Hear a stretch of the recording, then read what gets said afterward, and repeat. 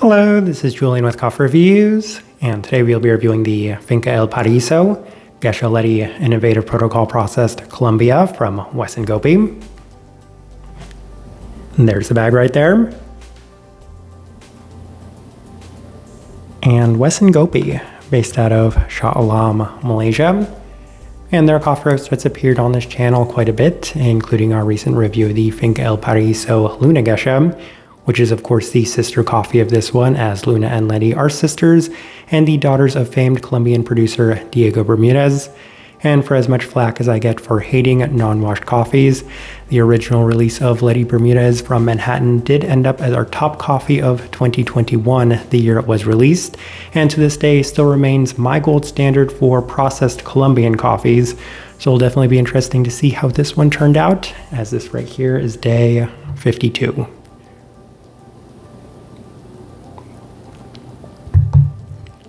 And recipe we went with for this coffee was our standard recipe at a 16:1 water to coffee ratio, brewed at 96 degrees Celsius, about 205 degrees Fahrenheit.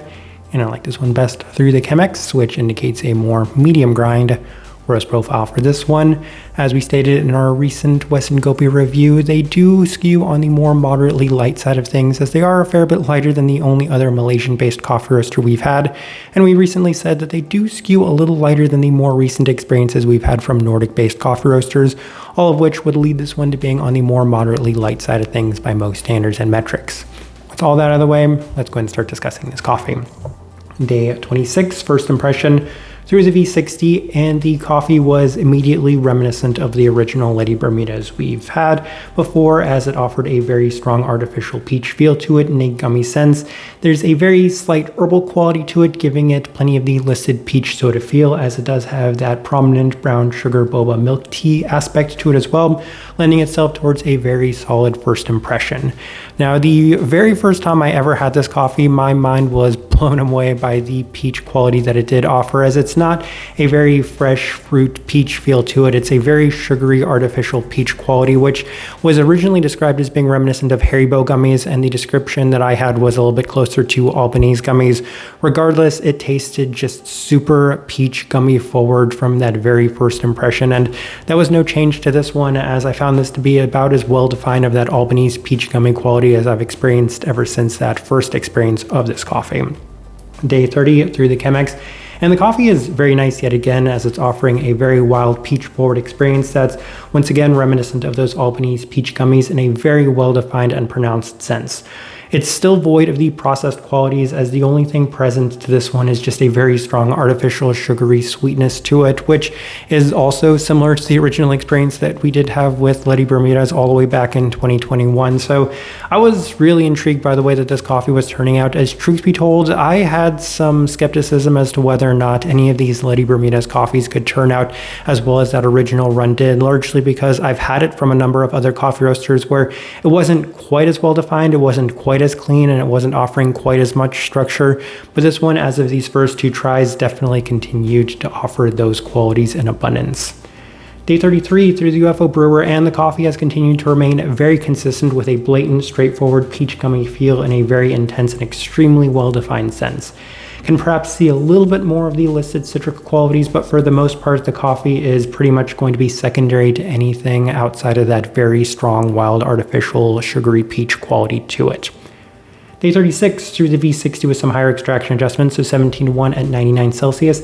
And the coffee wasn't quite as impressive when we pushed this one, which is kind of interesting. The Luna Bermudez coffee that we reviewed was a fair bit better when we pushed it, especially with the Chemex. But this one right here just seemed to lose a little bit of the structure in terms of that artificial peachiness. It was a little bit more of a kind of soda tea-like peach quality, which wasn't quite as sweet and quite as well defined in that specific gummy-like aspect.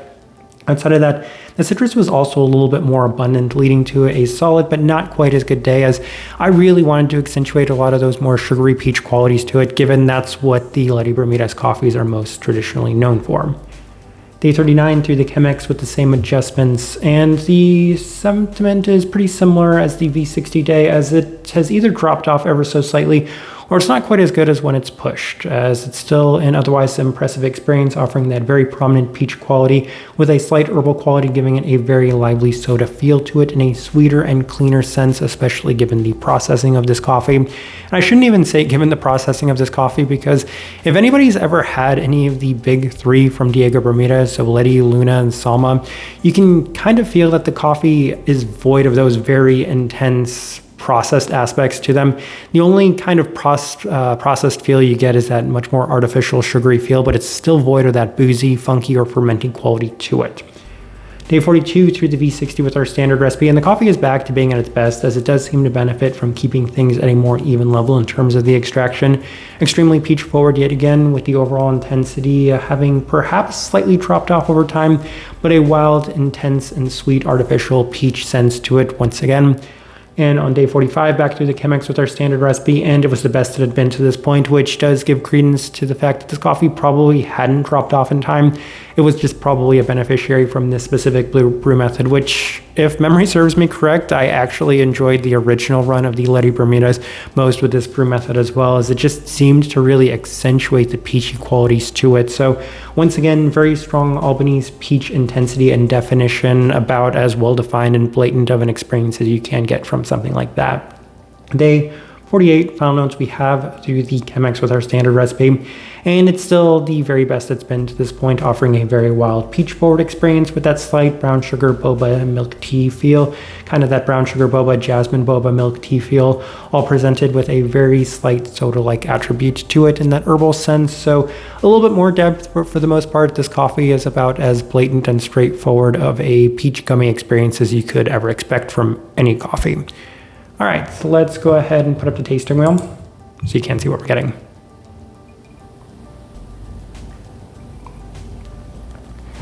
And in the same way that the Luna Bermudez skewed in specific directions, this coffee skews in those exact same directions. You just have to shift the tasting wheel over in one specific direction. But let's go through it. We have 3 level 5s, and in the same way we discussed it with the Luna Bermudez coffee, we'll discuss it with the Letty Bermudez coffee.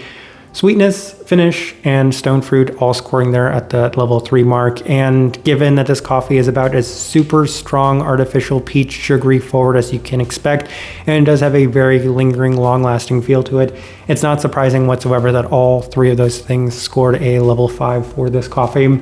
Sweetness could be bumped up even higher. I do think that it had better sweetness, more articulated sweetness than the Luna Bermudez did, so that could definitely be at a level 6 if it could go any higher than the level 5. Same thing with the stone fruit quality. The very first time I ever had this coffee, I said, yeah, the peaches scoring level 6, level 7 is just so blatantly peach forward that no other coffee can really seem to replicate. And even 4 years later, no other coffee has really replicated the intense peach quality that the Letty Bermudez coffee does offer. So level 5, where we opted to put all of those things, about as justified as you could ever get for any stone fruit quality. All right, let's go through the one other level 4, which is the florality level 4. I mentioned briefly it has that kind of boba tea feel to it, which I think was a little bit more abundant in the hydrangea version of this coffee that we had actually had, but it's still there in the background. I can't quite recall whether or not there was anything along those lines with the original Manhattan release of this coffee, but it definitely does remind me of that. I actually really love brown sugar milk tea, so that's kind of where that comes into play. Also that kind of jasmine milk tea feel. I don't want to say jasmine because that's a very specific floral note that isn't quite as abundant in this coffee as it is in a number of other coffees, but it has that same character in that boba milk tea feel, given just how strong of that sugary quality there is to this one. All right, a couple of level 3s, acidity level 3.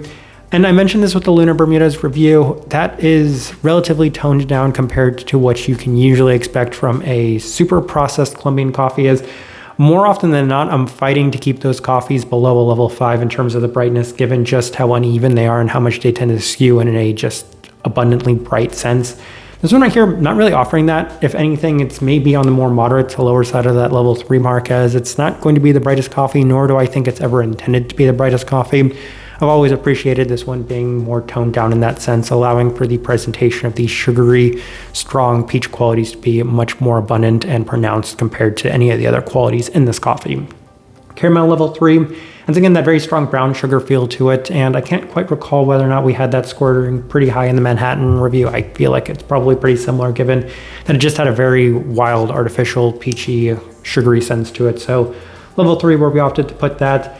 Body level 2, and I do believe mentioning in the Luna review that both of these were going to score the level 2 in terms of the body. This one may have felt just a little bit lighter bodied than the Luna Bermudas, but regardless, they are both, I would say, just lighter bodied in general. It is a Geisha, so I guess that's kind of expected for this coffee. But then the final thing we're discussing, the cleanliness level 4.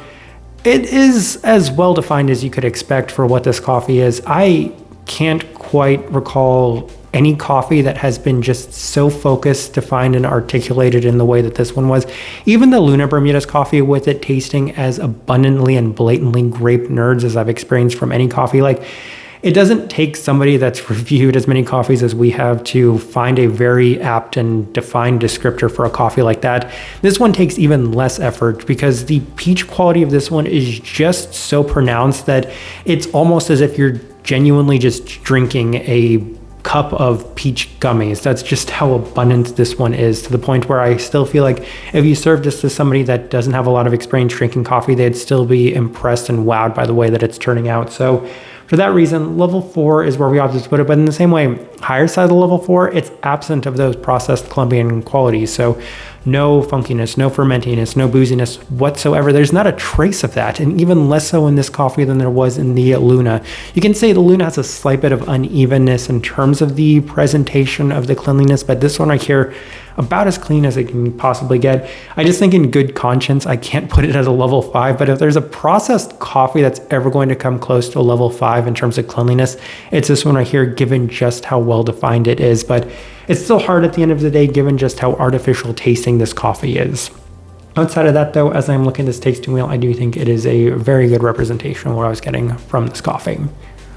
All right, so my overall thoughts and impressions of this coffee.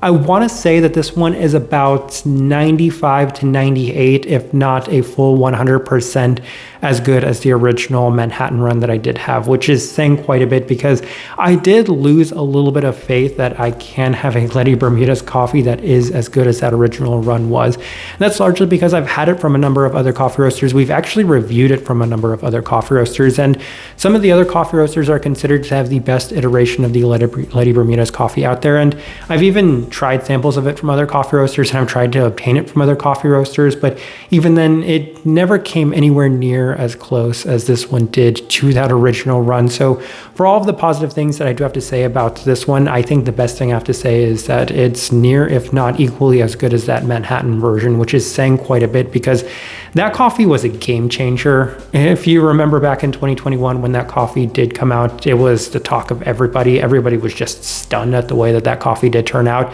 And for better or worse, it did create this, I want to say, demand for super processed Colombian coffees that nobody could ever seem to replicate. Even the Diego Bermudez coffees that followed, Salma and Luna, neither of them replicated just how good the original Letty Bermudez was. And to this day, no coffee has, at least as far as my expectations have gone. And this one right here being as good as that original run was, just says a lot about this coffee. This is one of my favorite coffees this year. It is easily my favorite processed Colombian coffee we've had since that original Letty Bermudez run. So massive credit to Wes Ngopi on this one. I found it to be a stunner. Type of person I would suggest this coffee to. If you have been chasing that original Manhattan Letty run, then go ahead and pick this one up while it's still available. I was just thoroughly impressed by how many similarities it offered to that original run of that coffee. I think if there's just one slight difference, it had a little bit more herbal of a quality to it, which is why there's a lot of soda notes listed on here, and I can see it being a little bit more soda-like than that original Letty Bermudez was. But outside of that, it's a spitting image to what that coffee was. So if you enjoyed that coffee, I feel like you'll enjoy this one equally as much. That's kind of the best direction I can point somebody towards on this one, and also the best way I can leave this review. If you by chance had an opportunity to try this coffee, I'd definitely love to hear your thoughts and impressions of it as well. If you're enjoying the content, give this video a like, subscribe if you're not already subscribed. This right here has been a review of the Finca El Paraiso Geisha Letty, innovative protocol processed Colombia from Wes Ngopi. Thank you for watching.